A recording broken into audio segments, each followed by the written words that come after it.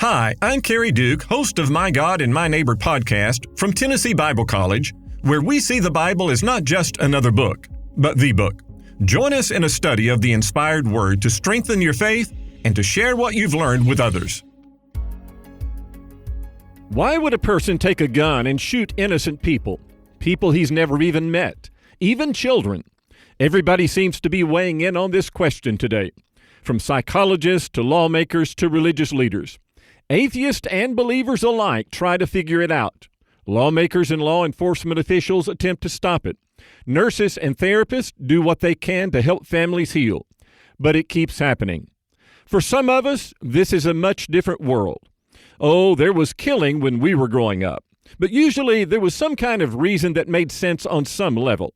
Men got mad at each other and some ended up dead. Soldiers fought and died in battle. But the kind of random, senseless killing we see today was rare. What are we to make of this as Christians? Some aspects of this evil are almost impossible for any decent person to fathom, but the basics are clear. The problem today is that few people are talking about them.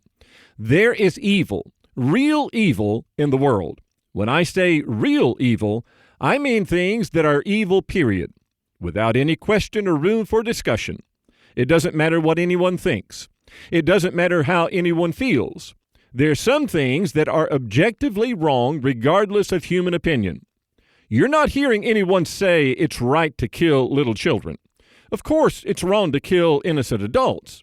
But there's something especially heinous about murdering a child.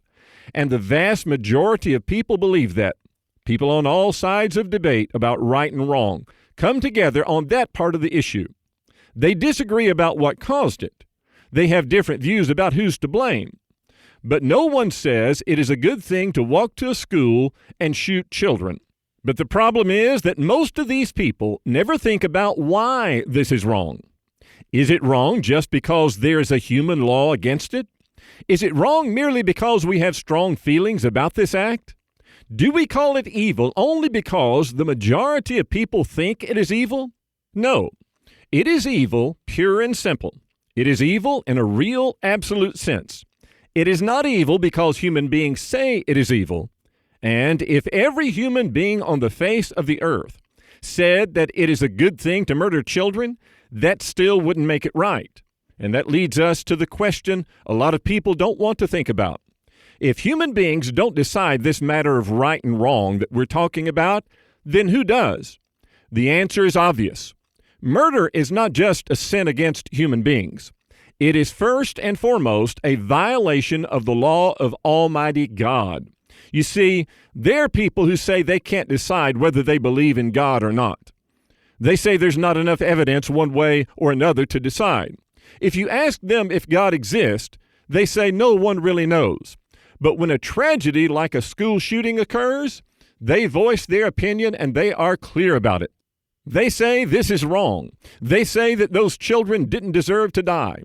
Whether they feel sorry for the perpetrator and blame society for making him what he is, or whether they think the shooter ought to be punished, they are sure about one thing. What happened to the children was just plain wrong.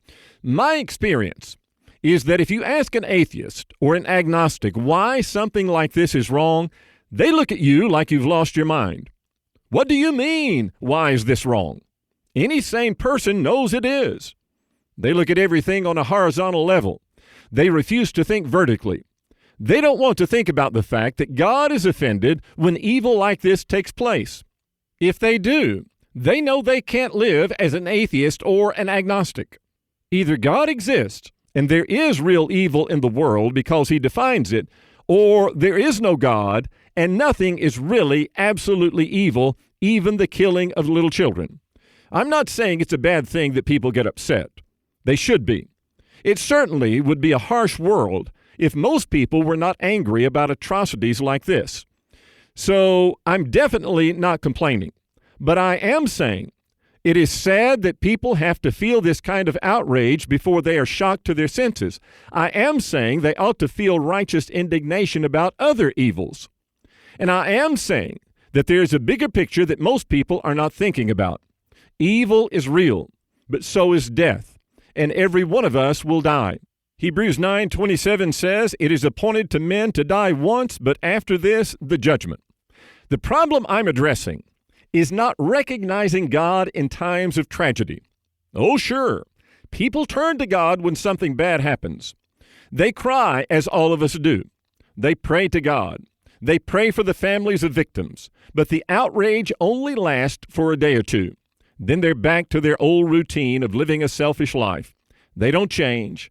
They don't turn to God and give their lives to Him in obedient faith. They live as though this life is the only life there is. When these tragedies occur, people should lend a helping, compassionate hand. They should be angered and outraged. But they also need to think deeper about these questions we are raising. They need to reflect on their own mortality. That's what Jesus told some Jews in Luke 13. They were telling Him about the death of some Galileans, and He told them to look at themselves. He said, "Unless you repent, you will all likewise perish." Some do. They decide to read their Bible. They may become Christians, or if they've fallen away, they may be restored. But many others make no change except for a temporary pause in their busy life. This is the dimension that needs to be addressed, and that's why I'm raising these questions. And in regard to most discussions about this awful problem, many who talk so boldly about it fall way short in how they look at it. The answer to this problem is not to take guns out of the hands of law-abiding citizens. We're fortunate to live in our country. We have the Second Amendment that gives us the legal right to bear arms for protection. Many in the world don't enjoy that right and couldn't afford one even if it were legal. But supposedly educated people and powerful politicians tell us the answer is to make firearms illegal. Anyone with an ounce of perception can see that they use these tragic killings as an opportunity to push their agenda. But common sense, thousands of years of history, and experience show how devious their plans are and how foolish their thinking is. If we take guns away from law-abiding citizens, who will have them? The government and criminals. And if weapons should be taken away from citizens because some abuse them, then what about knives, hammers, and even rocks? What about other things that are not considered to be weapons, but are sometimes used as one? Cars and trucks kill people every day, and sometimes drivers use them intentionally to kill people. The hijackers on 9/11 used planes to kill 3,000 people. Should we scrap every plane and forget about flying? Medications save lives, but they can and do kill people. The Bible is very clear about this. Early in the book of Genesis, God said there is a difference between murder and capital punishment. He said that we have the right to kill animals for food in Genesis 9:1-5. But taking a man's life is different because, unlike animals, we are made in the image of God. Genesis 9:6 says, "Whoever sheds man's blood, by man his blood shall be shed. For in the image of God he made man." This is not the first time murder is mentioned in the Bible, but it is the first time the death penalty is specifically recorded in Scripture. And implied by this penalty is the authority of the government to use that punishment. Paul taught this in Romans 13. He said in verse 4 that governments derive their authority from God. He said they bear the sword, and God gives them the right to use it to execute criminals. The Bible says that when crime is not punished, it gets worse. Ecclesiastes 8:11 says, "Because the sentence against an evil work is not executed speedily, therefore the heart of the sons of men is fully set in them to do evil." Notice that he doesn't just say the evil must be punished. He says that it must be punished speedily or swiftly. You won't find the law of God in the Old Testament allowing lawbreakers to use the system to delay their punishment. Rulers sometimes failed in their duty to execute justice, but the law of God demanded swift retaliation. Jesus himself taught that we have the right to use weapons, even deadly weapons, to defend ourselves. In Luke chapter 22, the night before he was crucified, Jesus talked with his disciples about what they would need after he accomplished his mission. And he said to them, "When I sent you without bag, knapsack, and sandals, did you lack anything?" So they said, "Nothing." Then he said to them, "But now, he who has a money bag, let him take it, and likewise a knapsack. And he who has no sword, let him sell his garment and buy one. For I say to you that this which is written must still be accomplished in me. And he was numbered with the transgressors. For the things concerning me have an end. So they said, Lord, look, here are 2 swords. And he said to them, it is enough. Jesus is talking about real, literal swords. There's absolutely no reason to say that he is using the word sword symbolically. What would that mean anyway? What on earth in this context would a sword possibly symbolize? The disciples sure didn't think he was speaking in some kind of figurative fashion. When Jesus told them they would need a sword, they said that they had with them 2 swords. They were talking about real swords. Jesus said that was enough for the time being. They would need more later. But at that moment, 2 swords were sufficient. The fact is, some of the disciples were already bearing arms, and they were doing so with his permission. We know that one of them was Peter because he used it rashly a little while after this. Judas Iscariot led a mob carrying clubs and swords to the garden to arrest Jesus.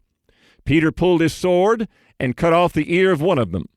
Jesus told Peter, "Put your sword in its place, for all who take the sword will perish by the sword." Matthew 26, verse 52. Remember that Jesus told them a short while before this that if they didn't have a sword, they were to buy one. He certainly didn't tell them to buy a sword to keep it as a souvenir. He didn't mean for them to wear it by their side and never use it. Jesus cannot be telling Peter here that it is wrong to use a sword for self-defense. He wouldn't contradict what he just said earlier. He is telling Peter that this was not the time or the place for using it.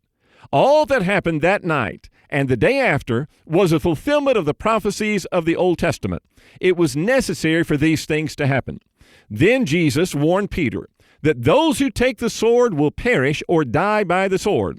He's not talking about a man, let's say, who is in his house defending his wife and children from a vicious attacker.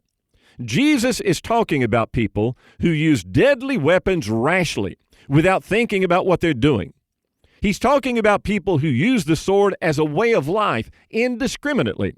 Sometimes there are other and better courses of action, but those who live by the sword die by the sword. When Jesus told the disciples to buy a sword, they understood the difference between a sword and a pruning hook. They knew that Jesus was not telling them they would need something like a machete to clear small trees. Everyone in those days understood what a sword was and what its purpose was. A sword was used to take life. Of course, some people then used swords for the wrong reason. They murdered innocent people. Jesus knew this, and so did the disciples. But Jesus was not against owning a weapon of deadly force just because some people misuse them. He didn't say that using force in self-defense is wrong. He told the disciples to buy a sword. That is equivalent to telling Christians today to use a gun or a knife, a stick, a rock, or even your feet and fists to defend yourselves, and especially your loved ones.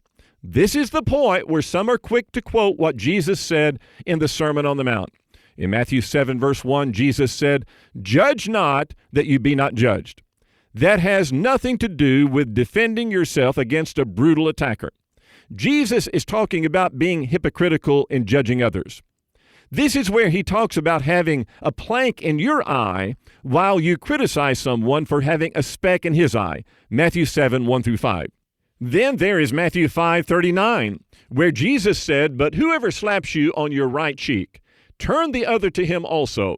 This is what is known as a hyperbole, a deliberate, intentional exaggeration for emphasis. This is common in the Sermon on the Mount. Just a few verses earlier, Jesus said, "If your right eye causes you to sin, pluck it out, and if your right hand causes you to sin, cut it off." Matthew 5, 29 and 30. Jesus cannot mean that we are to literally pluck out our physical eye or cut off our physical hand. Why would anyone assume that Jesus means for us to literally turn the other cheek when we know he didn't mean for us to literally cut off our hand just a few verses before this? Then in Matthew 6, Jesus talks about hypocrites sounding a trumpet. Matthew 6, verse 2.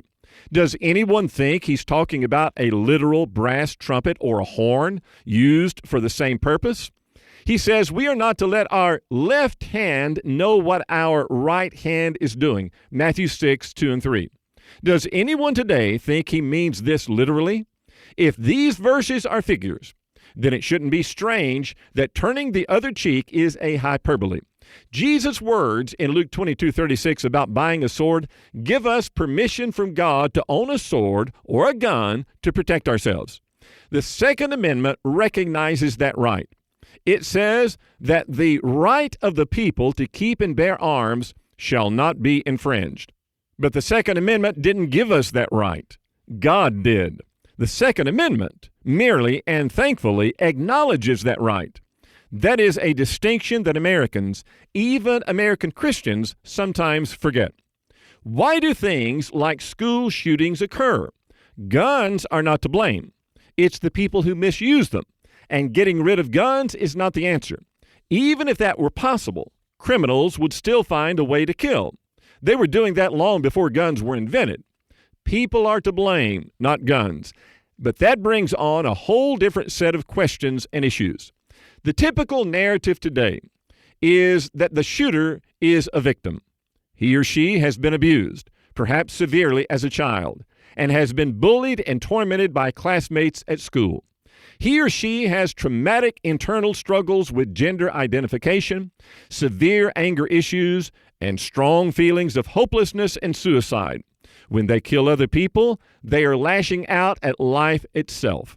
And the subtle insinuation is that others are to blame.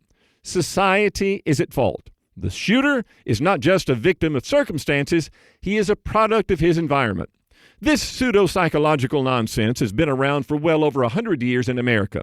Clarence Darrow, who defended John T. Scopes in the famous evolution trial in Dayton, Tennessee in 1925, spoke to the inmates in the Chicago County Jail in 1902. There is no such thing as a crime as the word is generally understood. I do not believe there is any sort of distinction between the real moral condition of the people in and out of jail. One is just as good as the other. The people here can no more help being here than the people outside can avoid being outside. I do not believe that people are in jail because they deserve to be. They are in jail simply because they cannot avoid it on account of circumstances which are entirely beyond their control and for which they are in no way responsible. I wonder what he would have said if one of these inmates had murdered his wife or his child. I wonder what he would say about school shootings if he were alive today. The modern field of psychology is still stuck on the nature or nurture approach to explaining human behavior. Psychologists tell us that people do what they do for one of two reasons, or possibly both. One is that they inherit conditions that cause them to act. Homosexuals, some insist, are born that way. They don't choose their sexual orientation. Drunkards are not to blame for drinking because their genetic makeup decides their path in life. And violent criminals are the same. They're born with preconditions that cause them to behave violently, and they cannot avoid it. The other factor is the one we just mentioned. A person's environment makes him what he is. His parents and upbringing, childhood experiences, health issues, standard of living, education, community attitudes, cultural expectations, and national demands all form his character and behavior.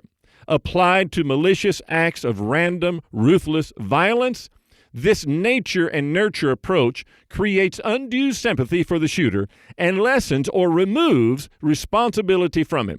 It is true that our environment influences us. The way we grow up and the way we are treated or mistreated affects us.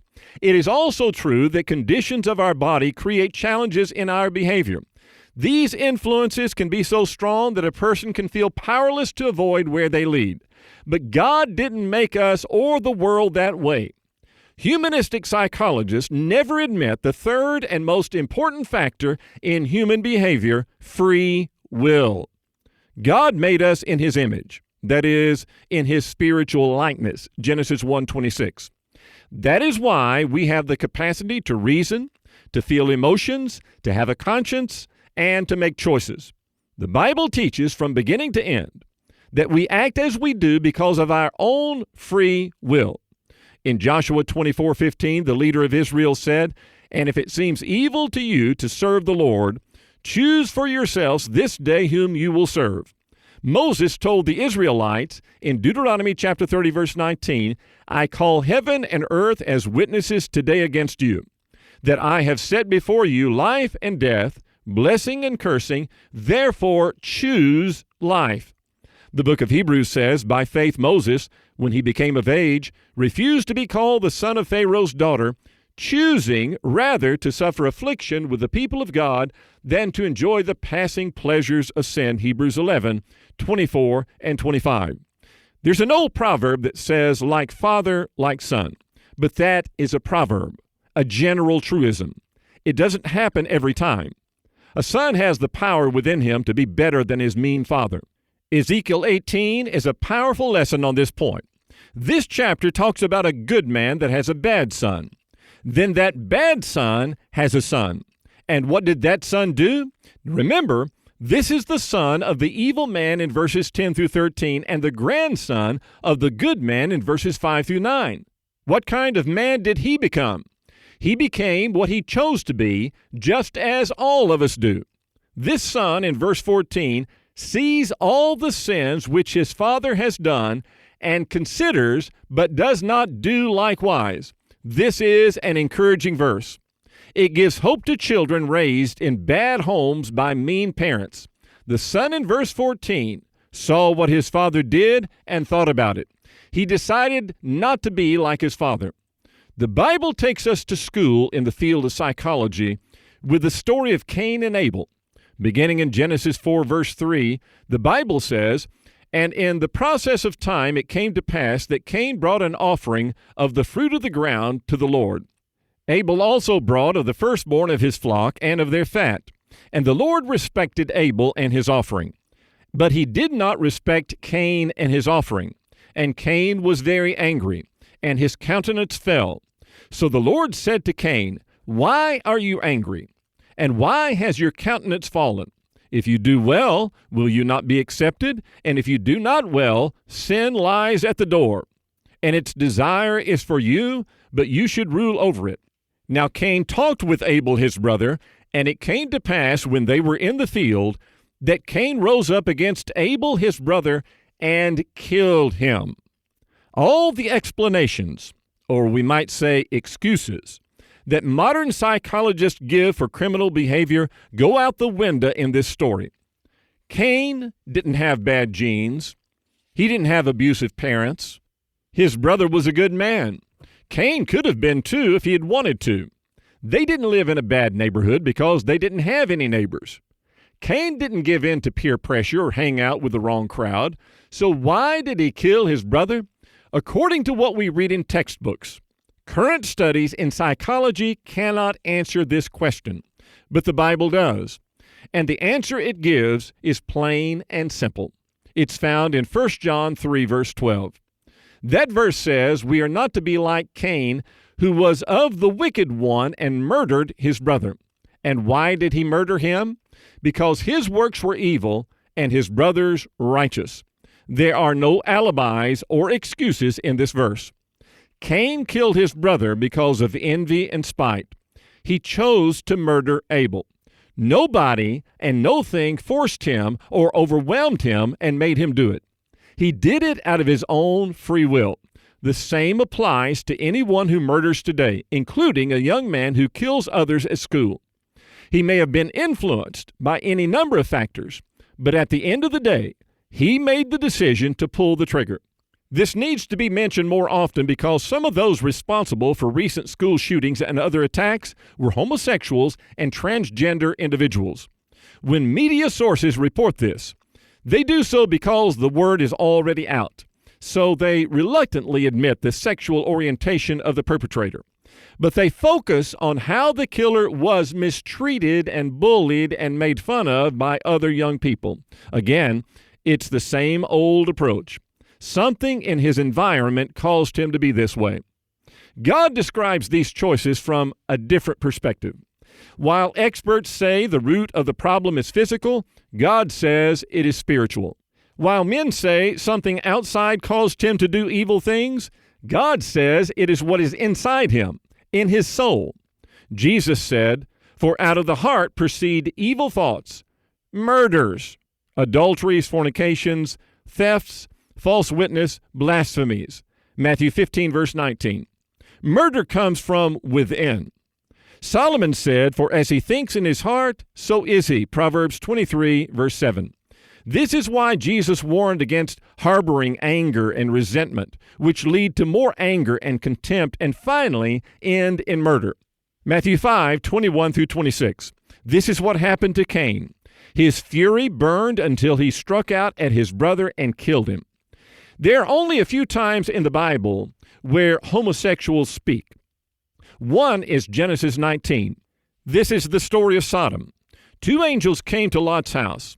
When the men of Sodom, both young and old and in between, came to Lot's house, they demanded that Lot send out the two angels so that these men could have them sexually. When Lot tried to strike a compromise by shamefully offering his two daughters, they became enraged. They said, "This one came in to stay here and he keeps acting as a judge. Now we will deal worse with you than with them." Genesis 19, verse 9. They did the same thing we see today in protests from the gay community. Anyone who disagrees with them is being judgmental, and they become aggressive and even violent when they don't get their way. Another case is in Judges 19. A traveling Levite was staying in the home of an old man in Gibeah. That evening, some perverted men in the city came to the door and demanded that the old man bring out the Levite so that they could sexually abuse him. What happens after this is shocking, but it shows how degraded and animalistic men become when they are ruled by vile passions. They are driven by pure rage and lust. In Romans 1, Paul takes us deeper into the soul of people in this perverted lifestyle. They can see from nature that God exists. Verse 20 says, they can clearly see this, and there is no excuse for not believing in God. But, he says in verse 21, some turned away from God, even though they knew him. They chose to worship idols instead. As they moved further away from the Creator in their minds, they turned to homosexuality. Men with men and women with women, verses 26 and 27. As a result, God let them go. Paul said God gave them up. In verse 28, he said, because they did not like to retain God in their knowledge, God gave them over to a debased mind. In Greek, this means they tested the true God and didn't want that kind of God. So they rejected him and served other gods. In response, God gave them over to a mind that was tested and rejected. That means a worthless, debased mind that is not fit to make moral judgments. These people knew that God exists. They knew that their sin was against the nature he created, but they deliberately and resentfully turned away from him. They became like animals in their moral condition. An animal only knows what he craves, and if you deny him, he will turn on you. This is the part of the homosexual mindset that you don't hear about in the mainstream chatter. Violence is more common and more natural in homosexuality than what we're being led to believe. When men and women are angry at God, angry at life, angry with others, and angry at themselves, they are bound to explode at some point. And for those acts, they are fully responsible. It is ironic that all of our knowledge today has not brought us any closer to answering the question, why? As we end this study of the problem of evil, we've come full circle.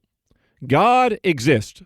There are some things we can understand about this issue and some things we do not. As for those questions that we can find no satisfying answer for, we must do as Job did and humble ourselves before the Creator.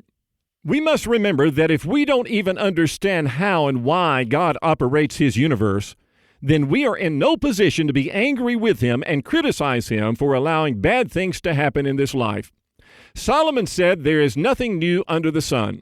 Ecclesiastes 1 verse 9. A story from 1899 illustrates this point well. David Lipscomb had a nephew named William Lipscomb, who was a principal in a public school in Dallas, Texas. Times were hard, and the school was having financial problems. They were forced to make some cuts in their budget and relieve some employees from their jobs. One of those workers was a man named John Carlisle. He was the main janitor of the school. He evidently blamed William Lipscomb for losing his job. One day he went out and got drunk. That night a meeting was taking place in a church in Dallas. William Lipscomb and his wife and children were sitting toward the front of the church building during the worship. Carlisle came in with a pistol, walked up to where William Lipscomb was sitting, and shot him. Lipscomb died a couple of days later. David Lipscomb wrote a brief article about this tragic loss to the family in the Gospel Advocate, July 20th, 1899. He reflected on his nephew's life, saying that Will, as he called him, was always a good boy growing up and had grown into a good man. He was saddened that his wife and 4 children were left alone without him. He said, he was not quite 40 years of age, and he seemed to have before him a life of usefulness and happiness. It seems a strange providence that one of his character and usefulness should be slain by a drunken demon, yet things sometimes happen in this world. We must learn submission and trust the great judge and ruler of all things to adjust matters at the final judgment. Thank you for listening to My God and My Neighbor. Stay connected with our podcast on our website and on Apple, Spotify, YouTube, or wherever fine podcasts are distributed. Tennessee Bible College, providing Christian education since 1975 in Cookeville, Tennessee, offers undergraduate and graduate programs. Study at your level. Aim higher and get in touch with us today.